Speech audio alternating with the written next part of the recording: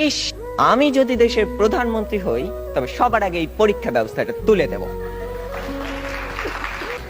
মাননীয় প্রধানমন্ত্রী, সম্মানিত সভাপতি ও উপস্থিত সুধীবৃন্দ, ইহার চেয়ে হতেম যদি, অনেক কিছুই তো হতে ইচ্ছে করে, কিন্তু বাবার অত্যাচারে কি কোনো কিছু করার বা হওয়ার সত্যিই জো আছে?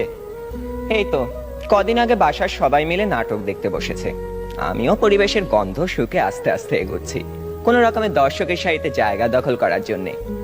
অমনি বাবা গুরুগম্ভীর কণ্ঠে আদেশ জারি করলেন, 2 দিন পরে তোমার পরীক্ষা, এখন তোমার এসব নাটক ফাটক দেখা চলবে না। কি আর করা, দরজার চৌকাঠ থেকেই ফিরে যেতে হলো।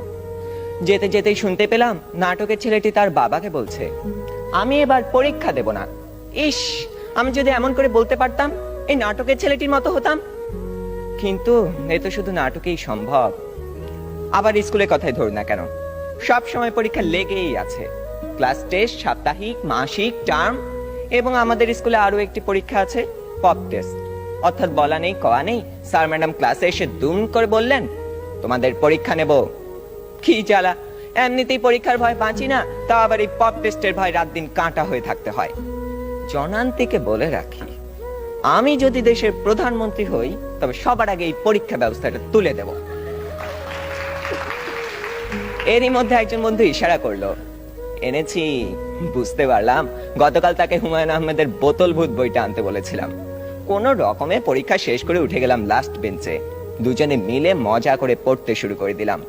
গল্পে আছে হুমায়ুন ভূত পোষে, তা আবার বোতলে করে পকেটে রাখে, সে ভূতের খাবার চাঁদের আলো।